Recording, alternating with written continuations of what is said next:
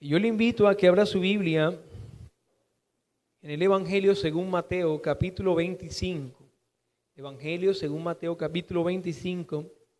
Vamos a estar leyendo desde el versículo 14 una porción el día de hoy. Dice la palabra del Señor: porque el reino de los cielos es como un hombre que, yéndose lejos, llamó a sus siervos y les entregó sus bienes. A uno dio 5 talentos, y a otro 2, y a otro 1, a cada uno conforme a su capacidad, y luego se fue lejos. El que había recibido 5 talentos fue y negoció con ellos y ganó otros 5 talentos. Asimismo, el que había recibido 2 ganó también otros 2. Pero el que había recibido 1 fue, cavó en la tierra y escondió el dinero de su señor. Después de mucho tiempo vino el señor de aquellos siervos y arregló cuentas con ellos. El Señor añada bendición a su palabra.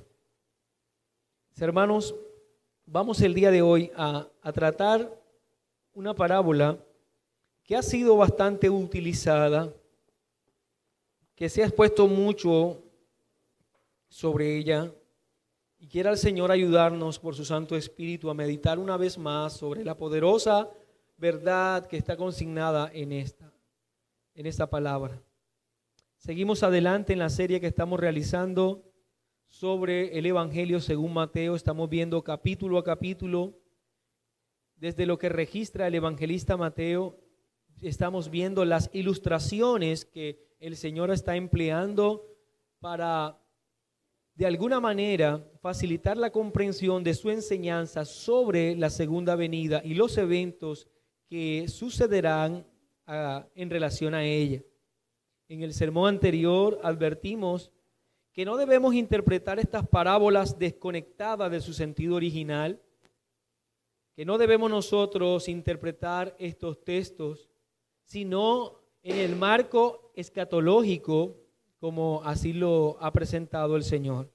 Los eventos escatológicos son el marco en el que se desarrollan estas parábolas. Y para el desarrollo del sermón de hoy, al cual vamos a pasar en manera inmediata, vamos a estar viendo 2 puntos, y es el sentido de la parábola y su contenido. 2 puntos. El sentido de la parábola sería el primero, y segundo, su contenido. Pasemos al sentido de la parábola.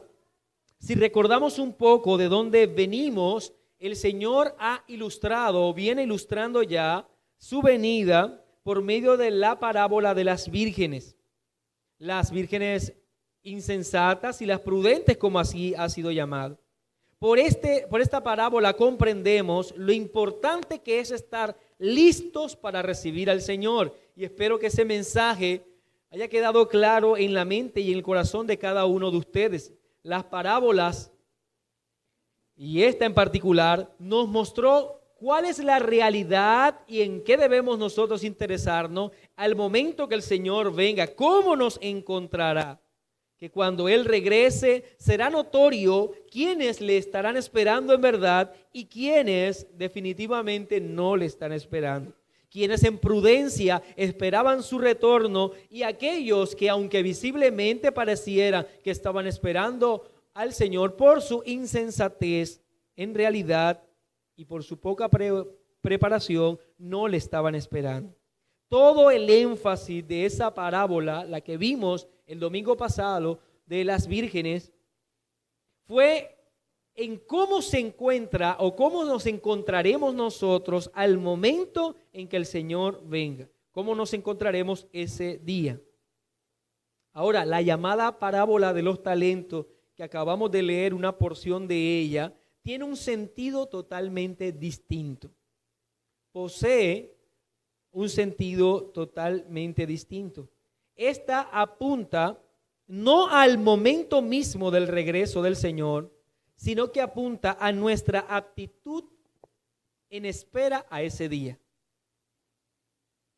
Lo que nosotros vamos a encontrar en esta parábola no es el cómo el Señor nos encontrará el día en el que Él regrese. El énfasis de esta parábola es qué hacen los siervos con las tareas asignadas mientras el Señor regresa. Así que mientras la parábola de las vírgenes habla del momento mismo de la llegada y la condición en que se encontraban, esta parábola, la parábola de los talentos, habla de el tiempo de espera. ¿Qué hicieron los siervos mientras el Señor llegaba? Sin lugar a duda, las dos parábolas están encaminadas a lo mismo, hablar del retorno del Señor. Pero una, como ya lo dije, habla del momento, en cambio la otra habla del tiempo mientras llega ese momento específico. Las dos, tanto la de las vírgenes como la de las parábolas de los talentos, están dirigidas a la iglesia visible.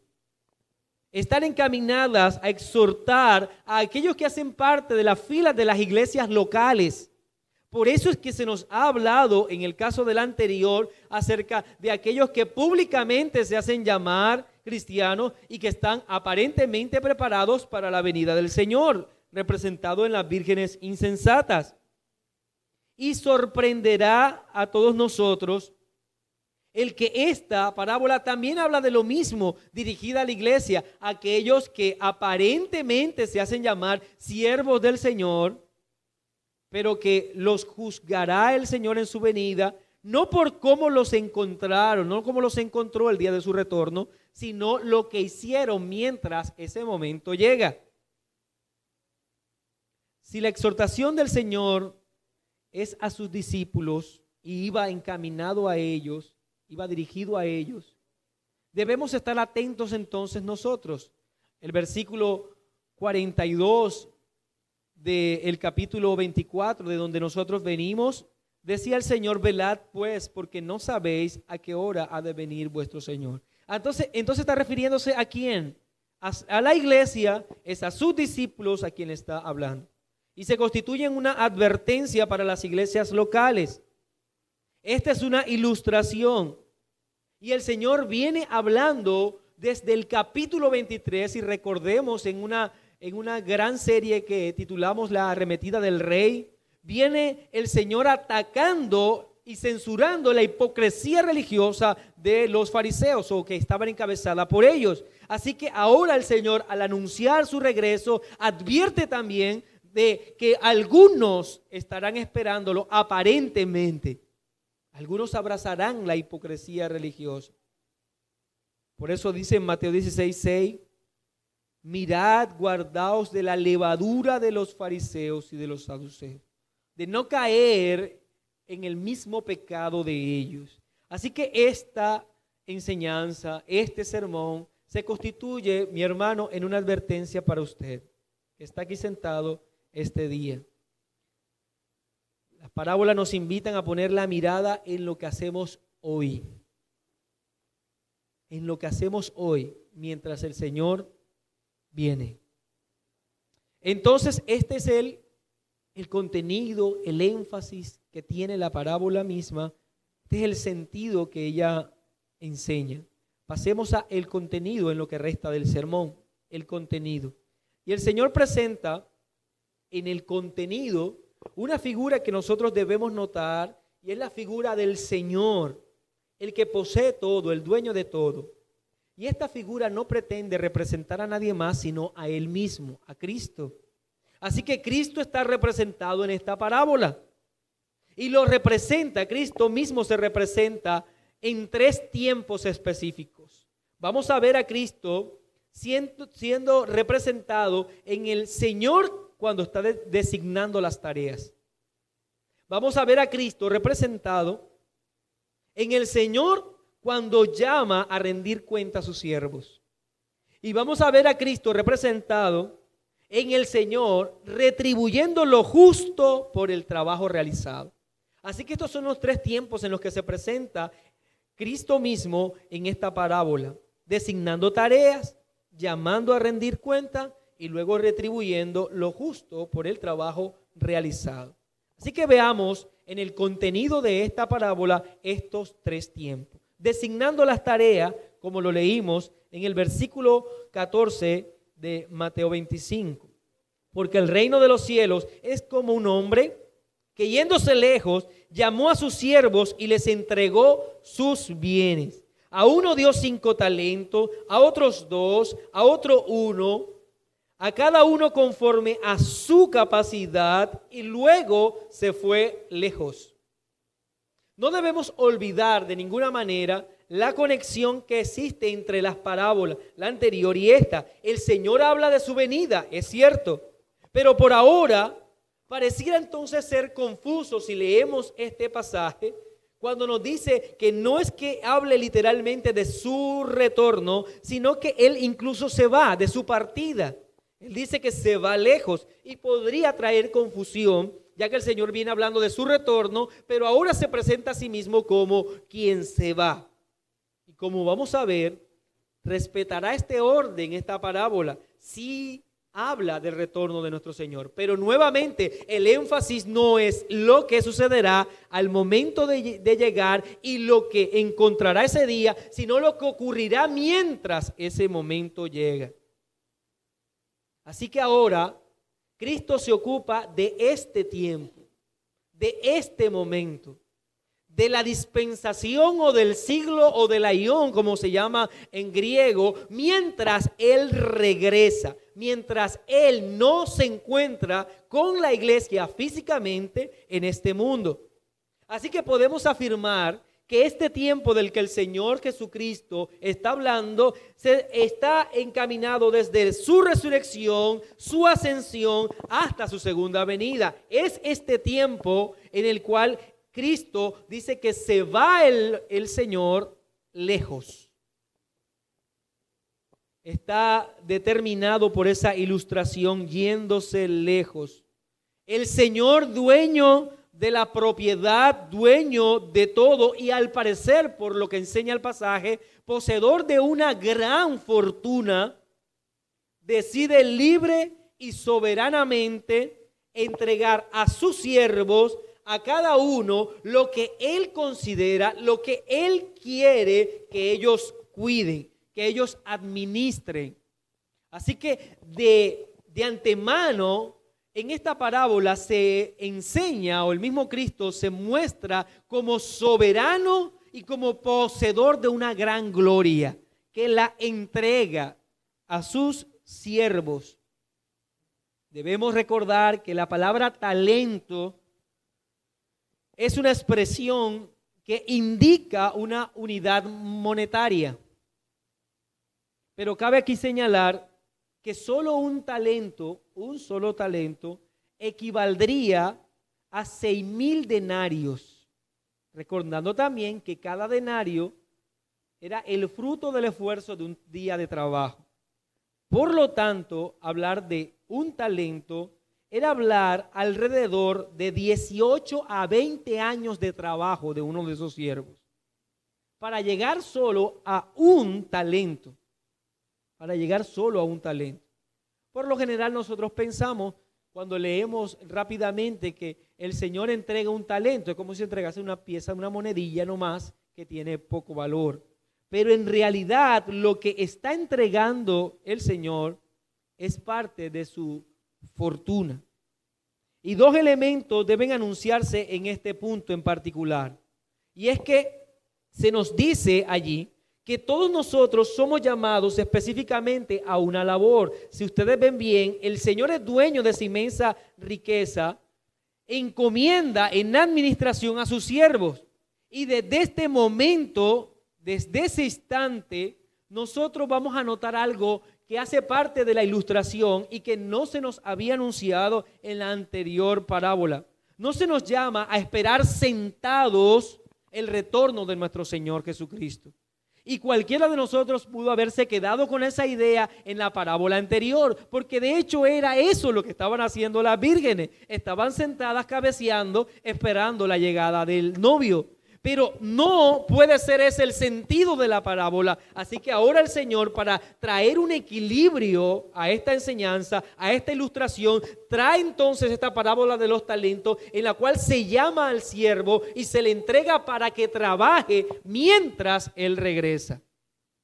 Por lo tanto, Tal idea de sentarnos a esperar la venida del Señor despreocupados, sin hacer nada, es un desconocimiento de la palabra de Dios. Todos nosotros somos llamados a hacer tareas específicas y es el Señor quien lo quiere así. Cada uno recibe según la voluntad de su Señor. Y todos nosotros se nos ha dicho algo: vosotros sois la sal de la tierra. Pero si la sal se desvaneciere, ¿con qué será salada? No sirve más para nada, sino para ser echada fuera y hollada por los hombres. Vosotros sois la luz del mundo, dijo el Señor. Una ciudad asentada sobre un monte no se puede esconder, ni se enciende una luz y se pone debajo del almud, sino sobre el candelero y alumbra a todos los que están en casa. Así alumbre vuestra luz delante de los hombres, para que vean vuestras buenas obras y glorifiquen a vuestro Padre que está en los cielos. Así que todos aquellos que abiertamente se confiesan, se reconocen públicamente como siervos del Señor, son llamados a hacer algo, no a sentarse a esperar. A hacer algo y con esas obras glorificar a Dios. Y yo creo que todos nosotros entendemos que hemos sido puestos en este mundo para la predicación y la extensión del Evangelio. Que cada uno de nosotros debe predicar con nuestra boca, pero también con nuestros actos, el que somos creyentes y que vivimos conforme a la ética del reino y que entendemos la salvación tan grande que se nos ha dado por la sola gracia. No es opcional, mi hermano. Si Él es el Salvador, si nosotros nos entendemos como su pueblo, si decimos que estamos a su servicio, debemos predicar el Evangelio. Debemos hacer algo. No podemos de ninguna manera decir que somos siervos del Señor, pero que no tenemos oficio. Tal cosa no existe. Un siervo sin algo que hacer. Romanos capítulo 12, creo que lo enseña muy bien. Desde el versículo 6, el apóstol Pablo dice: de manera que teniendo diferentes dones según la capacidad que nos es dada, guarda la misma proporción de lo que el Señor Jesucristo está hablando. Si el de profecía, úselo conforme a la medida de fe. O si de servicio en servir, o el que enseña en la enseñanza, o el que exhorta en la exhortación, o el que reparte con liberalidad, o el que preside con solicitud, el que hace misericordia con alegría.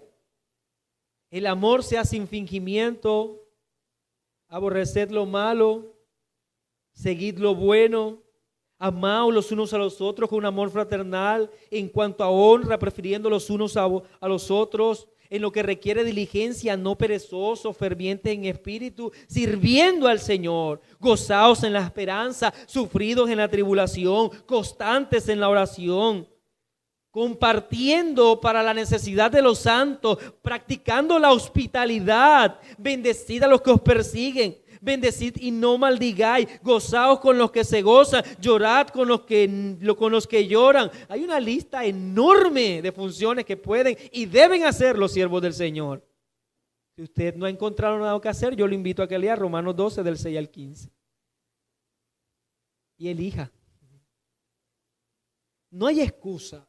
Todos somos llamados a una labor. A todos se nos ha encomendado un trabajo. A todos se nos ha dado algo que hacer.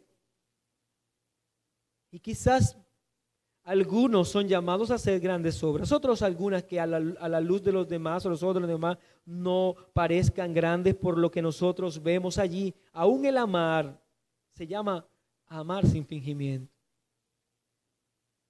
Aún el precedir, ahora en el dar, todas estas cosas, mi hermano, somos llamados nosotros a que podamos servir al Señor. Y el que no hagas algo tú el día de hoy, no es otra cosa que desechar la clara instrucción del Señor, de aquel que es dueño de todo y ha llamado a sus siervos a hacer algo. Así que podemos decir que todos somos llamados a una labor, Pero también podemos afirmar que no todos estamos llamados a lo mismo. No todos estamos llamados a lo mismo. Dice, a uno dio 5 talentos, a otros 2 y a otro 1, a cada uno conforme a su capacidad. Todos somos llamados a trabajar, pero no todos se nos llama a lo mismo. El Señor es tan soberano en establecer nuestra medida. Él es el que nos mide. Él es el que establece cuál es nuestra utilidad en su reino. Algunos podrán llevar sobre sus hombros 5, otros 2, algunos 1. No hay mayor dignidad, porque de eso no se habla en el texto, en aquel que recibió 5 y aquel que recibió 1. No hay preferencias en ello. Todo lo trabajado, lo dado para trabajar, le pertenece al Señor. Y todas las utilidades que se reciban de ese trabajo también le pertenecen al Señor. Así que es curioso, pero muchas veces nosotros pensamos que debemos solamente trabajar y hacer algo siempre y cuando se nos dé 5 talentos. Aunque no lo menciona la parábola, es también curioso que sucede con frecuencia el día de hoy. Algunos que no están preparados para administrar el único talento que le ha dado, viven todo el tiempo quejándose porque no se les dio 5. Porque otro sí tiene 5 y yo tengo 1. Porque aquello que hace mi hermano es lo que yo quiero hacer. Aquello que está haciendo aquel hermano es en realidad para lo cual creo yo que estoy capacitado. Pero quien determina lo que deben hacer es el Señor. Es el Señor. El que reparte dones es el Espíritu Santo y lo hace en forma soberana. Aquella idea en el que nosotros podemos, en medio de un culto de oración, reclamarle al Espíritu Santo todos los dones porque los queremos nuestros y una cantidad de obras sobrenaturales, no son enseñadas en la Escritura. Él reparte como Él quiere. Y Pablo exhorta a los corintios sobre este asunto al desear solo unos puestos en particular. Porque ocurría eso en esta iglesia, que deseaban solo aquellos puestos que de alguna manera fuesen más prestigiosos a la luz o a la vista de los demás. En 1 Corintios 12:11 dice, pero todas las cosas las hace uno y el mismo Espíritu, repartiendo a cada uno en particular como Él quiere. Es el Espíritu Santo quien reparte. Porque así como el cuerpo es uno y tiene muchos miembros, pero todos los miembros del cuerpo, siendo muchos, son un solo cuerpo, así también Cristo. Porque por un solo Espíritu fuimos bautizados en un cuerpo, sean judíos o griegos, sean esclavos o libres, y a todos se nos dio a beber de un mismo Espíritu. Además, el cuerpo no es solo un miembro, sino muchos. Si dijera el pie, ¿por qué no soy mano? ¿Qué es lo que pasa el día de hoy? ¿No soy del cuerpo? ¿Por eso no será del cuerpo? Si dijera la oreja, ¿por qué no soy ojo? ¿No soy del cuerpo? ¿Por eso no será del cuerpo? Si todo el cuerpo fuera ojo, ¿dónde estaría el oído? Si todo fuese oído, ¿dónde estaría el olfato? Mas ahora Dios ha colocado los miembros, cada uno de ellos en el cuerpo, como Él quiso. 1 Corintios 12, del 11 hasta el 18. Entonces, no estar a gusto con lo que el Señor te ha dado para que tú hagas mientras Él viene, no se constituye sino una rebeldía. Y aunque digo nuevamente, no vemos eso en esta parábola. No vemos que el que se le entregó uno lo tiró en el suelo y dijo, estás dudando de mis capacidades. Yo también tengo títulos y puedo administrar 5. Eso no ocurrió en la parábola, pero lastimosamente ocurre en la iglesia el día de hoy. Sea 5, 2 o 1, el texto es claro al decir que el Señor dio a cada uno según su capacidad. Y renegar de lo que tenemos que hacer hoy, el día de hoy, es negar del juicio sabio de nuestro Señor. Es decir, que Él no es lo suficientemente sabio para ponernos en el lugar que nos ha puesto. Es negar esa sabiduría en determinar que Él nos ha encomendado hacer esta labor. Aunque a los ojos de los hombres parezca indigna, aunque a los ojos de los hombres parezca poca cosa. Piense por un momento, grande hubiese sido la ruina del Señor si, sabiendo que el último de los siervos que llama no es capaz de administrar más de uno y aún así le da 5. Grande hubiese sido su ruina. Pero entregó a cada uno conforme a sus capacidades. Conforme a sus capacidades. El actuar de estos hombres después de esta encomienda es el corazón mismo de esta parábola. Vamos a leer el versículo 16 al 18 de Mateo 25. Y el que había recibido 5 talentos fue y negoció con ellos y ganó otros 5 talentos. Asimismo, el que había recibido 2 ganó también otros 2. Pero el que había recibido 1 fue y cavó en la tierra y escondió el dinero de su señor. Cada uno de ellos es movido por la percepción que tienen del momento en el que fueron llamados y fueron encomendados. Los 2 primeros entendieron que el Señor deseaba que su dinero se fructificara. Eso lo entendieron los 2, que se les había concedido un privilegio de actuar en nombre de su Señor, respaldado por su dinero. Y así lo hicieron. Actuaron en nombre de Él y dieron y reprodujeron eso que el Señor les dio. Con un deseo total de agradar a su Señor, trabajaron y acumularon las ganancias de su Señor. Pero el tercero vio el momento en el que el Señor le estaba entregando en administración el dinero. En realidad no estaba viendo tal cosa que vieron los 2 primeros. Ya que él consideró como lo más seguro enterrar el dinero, podemos reconocer por esta afirmación que lo que él entendió es que su Señor le estaba diciendo: tenme allí por un tiempo, asegúramelo. Movido por esa idea, por esa convicción, fue y lo enterró, porque consideraba lo mejor asegurar lo que su Señor le había entregado. Así que mientras los 2 primeros se veían a sí mismos como dichosos porque podían actuar en nombre de su Señor, administrando lo que Él les había dado, este solamente pensaba que su Señor le estaba entregando algo para guardar. Este siervo no entendió lo mismo que los 2 primeros. El Señor solo le estaba diciendo, según su visión, teme allí. Bueno, el Señor, número 2, se presenta a sí mismo llamando a rendir cuentas. Ya lo vimos cómo el Señor se ilustra dentro de esta parábola como el Señor que reparte, que da lo suyo a sus siervos para que ellos trabajen. Totalmente soberana es esta acción. Pero ahora el Señor se presenta a sí mismo llamando ahora a sus siervos a rendir cuenta. Mateo capítulo 25, versículo 19. Después de mucho tiempo vino el Señor de aquellos siervos y arregló cuentas con ellos.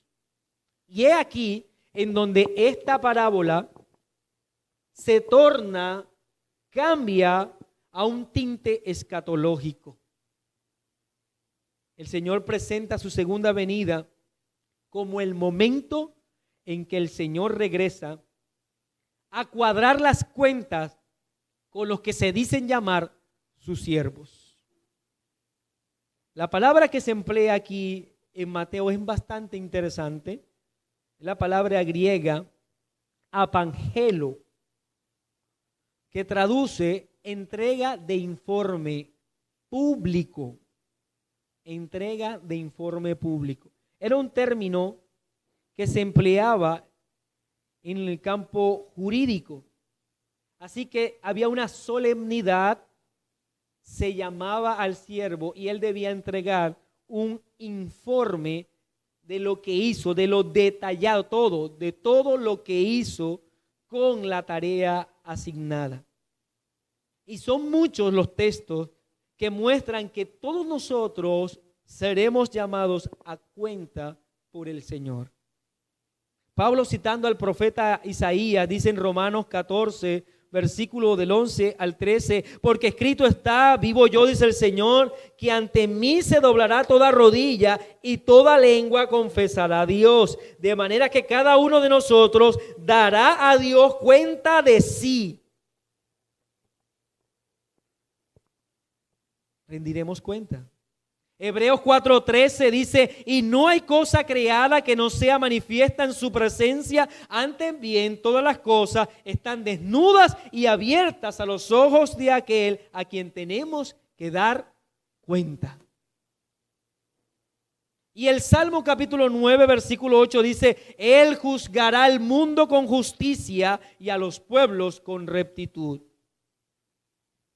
Así que la idea de que nosotros no vamos a rendir cuenta, de que no se nos llamará para decir qué hemos hecho en este mundo mientras el Señor viene, es ajena, da la espalda a lo que los textos bíblicos enseñan. Es más, el apóstol Pablo hace una declaración escatológica en Hechos capítulo 17, versículo 31, cuando dice, por cuanto ha establecido un día en el cual juzgará el mundo con justicia por aquel varón a quien designó, dando fe a todos con haberle levantado de los muertos. Así que rendiremos cuenta.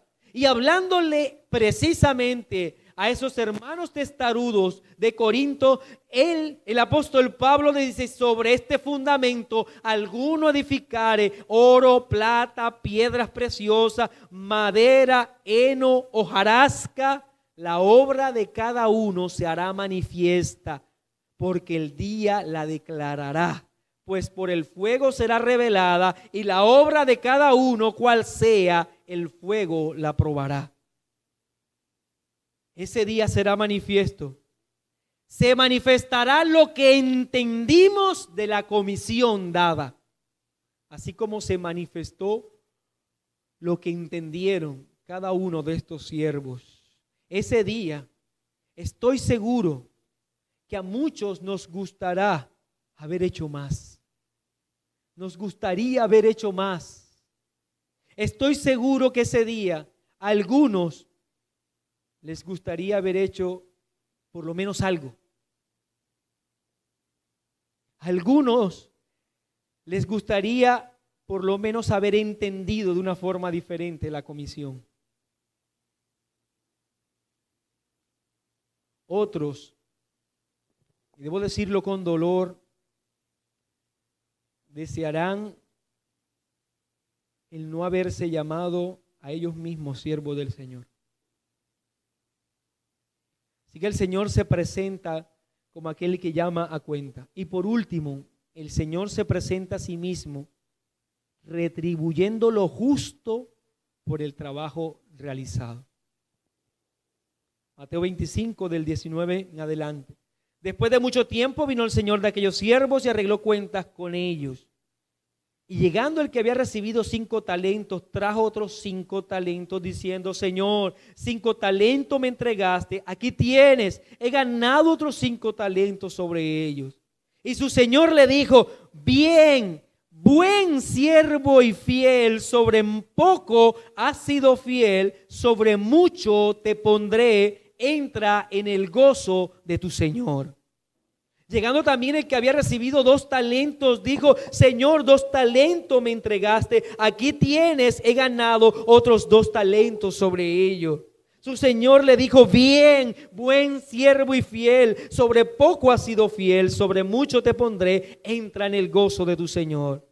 Yo puedo imaginarme la alegría en el rostro de estos siervos. Y pienso en el primero de ellos, quien se presenta ante el soberano Señor y reconoce que lo que él hizo Fue producto de la obra de misericordia y de gracia de su Señor. Eres tú quien me diste algo a trabajar. Reconoce que la labor encomendada venía de la mano, venía de la voz de su Señor, que le entregó 5 talentos que él no merecía. Él era un siervo, pero que su Señor le entregó a hacer algo. Como diciéndole, estos 5 tuyos son y me los has dado a mí por un tiempo para hacer algo. Pero con una gran alegría en su rostro, también presenta 5 más. Aquí está el fruto de mi trabajo. Gracias a lo que tú me has dado, aquí está el fruto de mi trabajo. Pero también son tuyos. También te pertenecen.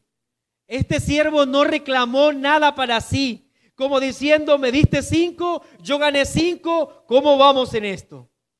¿Qué hay que hacer? ¿Cuánto me toca a mí? No, él lo expresó. Aquí hay 5 más, son tuyos. No reclama nada para sí. Expresa el gozo de servir a su Señor. Y ese es el justo pago que él entiende. El haberle servido y el haber obtenido ganancia por esa labor que el Señor le encomendó.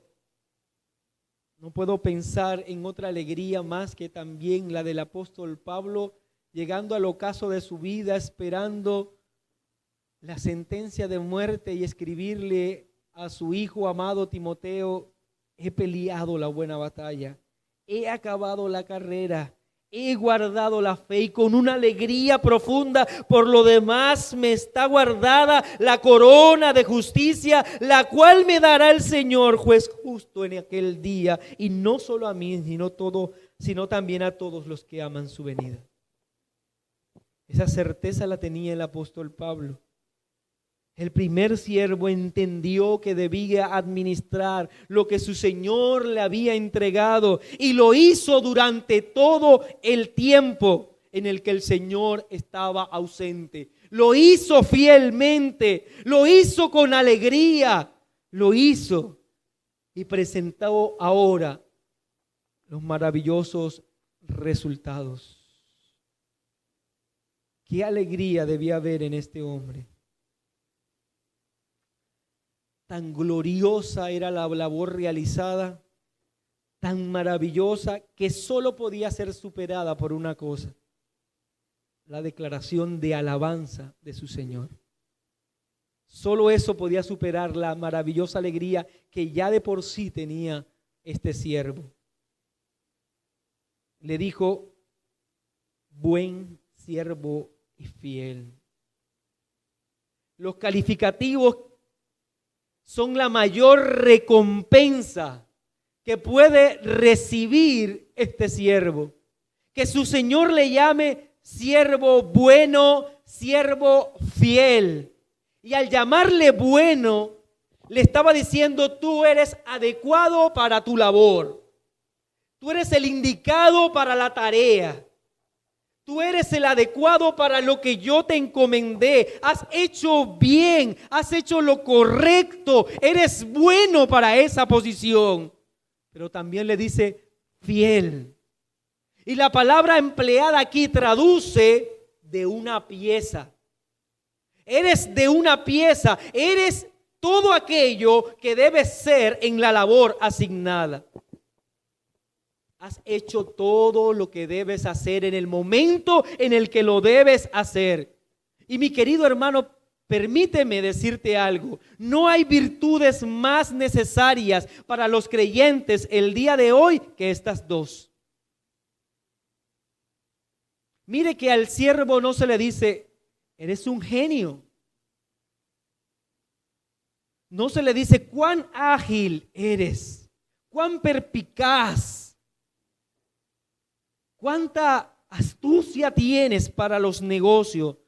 Dos cosas son requeridas y se proclaman aquí. Bueno y fiel. No hay nada más importante, mi hermano. No hay nada más importante para un siervo de Dios de este lado de la eternidad que estas dos virtudes. que cuando el Señor llega nos pueda llamar: bueno, hiciste lo correcto, fiel, lo hiciste en el momento que lo debías hacer, en el momento indicado, fiel hasta la aparición del Señor. Imaginémonos nosotros ese momento.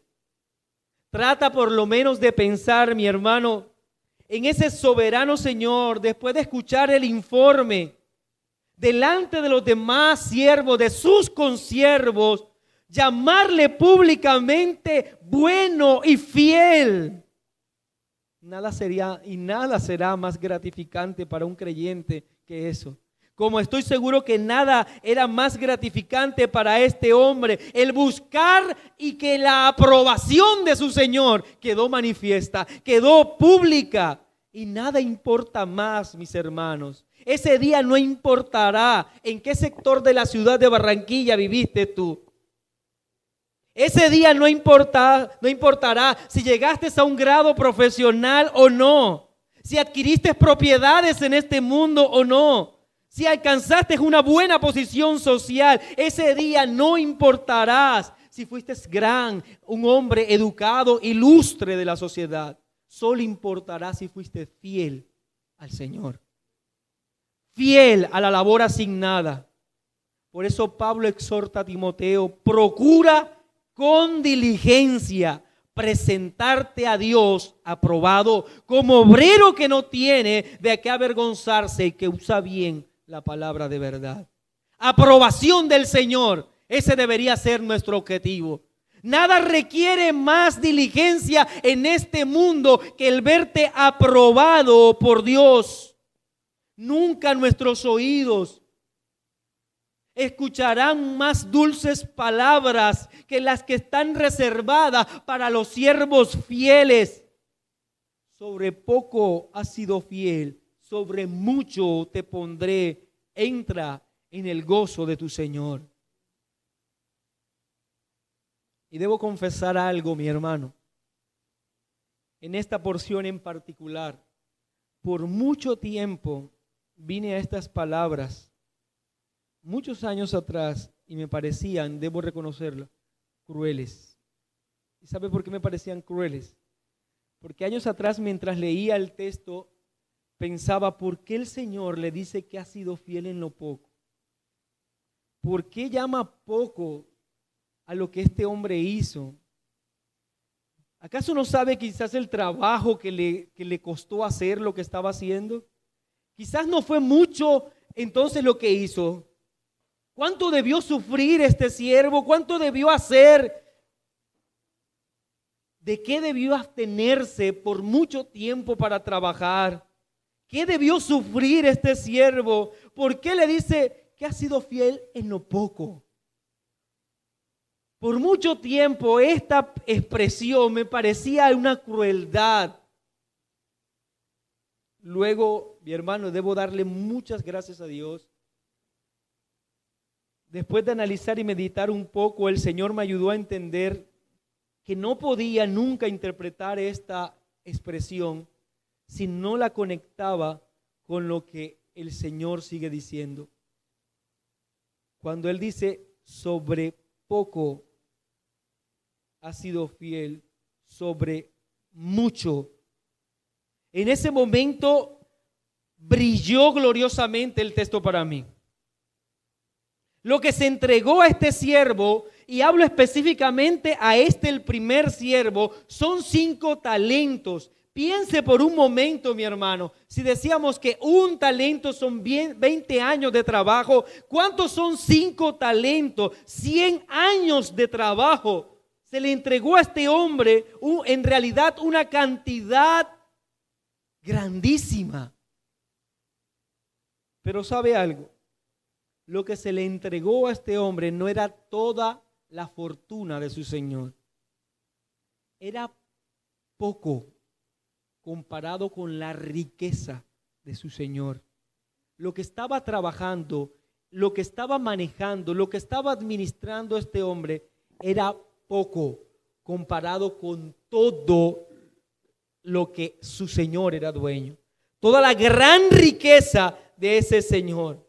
De manera que ahora, puedo entender correctamente algo, que aquello que se le está dando a este siervo realmente es poco, no lo que él hace, sino lo que se le está dando es poco, hacer poco comparado con la inmensidad del reino de ese Señor. Y pienso entonces, mi querido hermano, nada de lo que nosotros hagamos aquí, nada de lo que nosotros hagamos, nada de lo que se nos entreguemos, nada de lo que se nos permita hacer por causa del reino de Dios será más glorioso que lo que recibiremos por él. Por eso le dice, en lo mucho te pondré. Como lo que viene después es realmente mucho, lo que recibiremos en su segunda venida, mi hermano. Nada de lo que padezcamos, nada de lo que vivamos, nada de que lo que suframos de este lado de la eternidad puede ser comparado con aquello que se nos va a dar. En realidad es poco lo que hacemos, lo que sufrimos. Cada aliento de tu corazón, cada latido de él, cada suspiro de tu vida, si de este lado de la eternidad te has rendido al servicio del Señor, déjame decirte que lo que recibirás será en forma infinita superior a aquello que has hecho. Muy superior a aquello que has hecho. El Señor dijo, de cierto os digo, que no hay ninguno que haya dejado casa, o hermanos, o hermanas, o padre, o madre, o mujer, o hijos, o tierra, por causa de mí, del evangelio, que no reciba 100 veces más. Ahora en este tiempo, casa, hermanos, hermanas, madre, hijos y tierras con persecución, y en el siglo venidero, la vida eterna. Y el Señor promete algo, mi hermano, que nuestra mente jamás podrá dimensionar. Su gozo. Entra en el gozo de tu Señor. Y piensa por un momento, mi hermano, aflicción de este mundo por predicar el evangelio. Tribulaciones por ser fiel al Señor, por estar en pie en un mundo caído siendo creyente. Sufrir. Y aquel día el Señor decirte, entra en el gozo de tu Señor. Con exactitud nosotros no podríamos decir de qué se trata el gozo de su Señor. Yo solo puedo conectarlo con la bienaventuranza. Se hace real y se hará real ese día. Bienaventurados, experimentaremos gozo, el gozo del Señor. Seremos llamados felices, dignos de felicitar. Porque sufrimos de este mundo siendo fieles a Él, y ese día entraremos en su gozo. Luego se presenta el que tiene los 2 talentos. Luego también al que había recibido 2 talentos, dijo, Señor, 2 talentos me entregaste, aquí tienes, he ganado otros 2 talentos sobre ellos. Es de mucho ánimo, y debe ser de mucho ánimo para la iglesia esta persona que trabajó con 2 talentos. ¿Por qué debe ser de mucho ánimo? Porque cualquiera de nosotros podría afirmar, lógico es que aquel que trabajó con 5 talentos debe recibir más, debe ser alabado mucho más, que cuando se alabe el de los 2 talentos debe ser menos, porque son 2 talentos con los que él trabajó. Pero es felicitado de la misma manera, con las mismas palabras. No hay una diferencia entre el que tiene 5 y el que tiene 2. Se felicita de la misma manera. Se le permite, se le invita a gozar de la misma felicidad de su Señor. Se le pone sobre mucho a este también. Ya sea que seas llamado a servir las mesas, ya sea que seas llamado a predicar el evangelio a multitudes, sea lo que sea que seas llamado a hacer en el reino de los cielos, lo realmente importante es cómo realizaste tu labor. si fuiste fiel en ella. Porque cuando el Señor venga, si fuiste fiel, aún en aquellas cosas que aparentemente nadie notaba, el Señor te llamará buen siervo fiel y te dará entrada a su gozo. Qué gran alegría es esta noticia para mí, mi hermano. Porque ante otras personas, ante muchos más, estoy seguro que hay más, con más talentos, muchos más talentos. Pero el Señor premia la fidelidad. Y terminemos entonces con la gran tragedia. La gran tragedia enseñada en el versículo 24 y 25. Pero cuando llegó también el que había recibido un talento, dijo: Señor, te conocía que eres hombre duro, que ciegas donde no sembraste, que recoges donde no esparciste, por lo cual tuve miedo y fui y escondí tu talento en la tierra. Aquí tienes lo que es tuyo. Es notorio que no importa la cantidad, sino la fidelidad, porque también es llamado a cuenta aunque se le dio un solo talento. También tiene que entregar un informe público. A también tiene que decir lo que hizo con lo que se le entregó. A él se le entregó no lo mismo, pero se le llamó a hacer una misma labor. Ahora vea algo. Entregó lo que recibió, porque así lo entendió. Aquí está lo que es tuyo. No se lo gastó, no se lo robó, no hizo nada indebido con él. De hecho, ese es el problema. No hizo nada. No hizo nada con lo que se le dio. Pensó en su corazón. Él es duro. Mi Señor es duro. Es avaro. Como diciéndole al Señor: en realidad, por tu condición, por lo que tú eres, por tu dureza, por tu avaricia, lo mejor es no hacer nada para ti. Lo mejor es entregarte tal cual lo que tú me has dado. Notemos entonces que lo más importante para este siervo era su protección. Lo más importante para este siervo no era, igual que los otros dos, agradar al Señor al servirle, actuar en su nombre y entregarle lo que Él le dio, más aquello que hubo como ganancia. No quería servirle. No buscaba el agrado de su Señor, solo buscaba el estar seguro Él. En realidad, este siervo deja de manifiesto aquí que no era siervo de ese Señor, que le servía a un solo Señor, que era su corazón, necio y perverso. Se puede ver casi incluso la altanería en este hombre. Los otros se presentaban con gran gozo, alegría, buscando la aprobación de este Señor. Mas sin embargo lo acusa. Eres duro.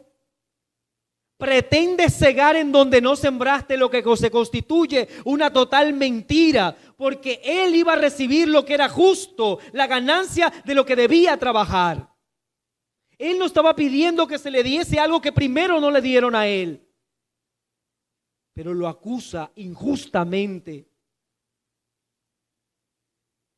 Por lo tanto, lo único que recibe del Señor es su justo castigo. Siervo malo y negligente. ¿Sabías que ciego donde no sembré? Y no debemos malinterpretar este texto. Es como según tus términos, que recojo donde no esparcí, por tanto debías haber dado mi dinero a los banqueros, y al venir yo hubiera recibido lo que es mío con los intereses. Quitadle pues el talento y dadlo al que tiene 10 talentos, porque aquel que tiene le será dado y tendrá más. Y aquel que no tiene, aún lo que tiene, le será quitado. Y al siervo inútil,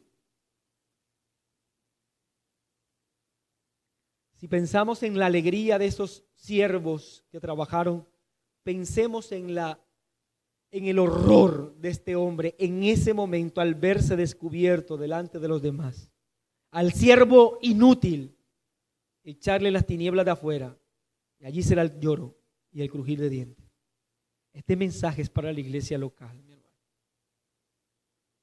¿Cuál es el entendimiento que tenemos de nuestra labor en este mundo antes que el Señor venga? Porque el entendimiento de nuestra labor en este mundo antes que el Señor venga repercutirá en nuestra condición eterna. El Señor nos llama a trabajar. Nos ha entregado abundantemente su palabra como la semilla que debe ser esparcida. No pondrá ninguno de nosotros decir ese día, tú a mí no me has asignado nada.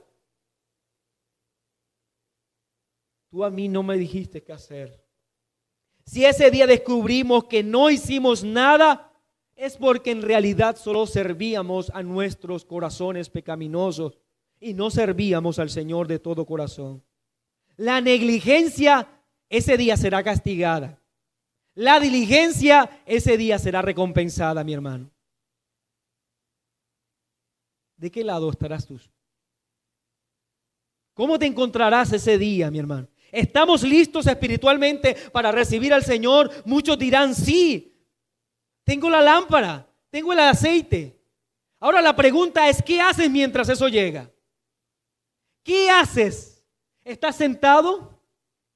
¿Estás engordándote en la iglesia? ¿Estás creyéndote o llamándote siervo del Señor cuando en realidad no has entendido tu labor en el reino y no haces nada para favorecer a otros y encaminarlos a la salvación? Ese día será llamado siervo inútil. El Señor nos ayude a todos, mi hermano, que podamos entender nuestra labor, que podamos nosotros entender a qué hemos sido llamados y no perder el tiempo mientras el Señor viene. Oremos.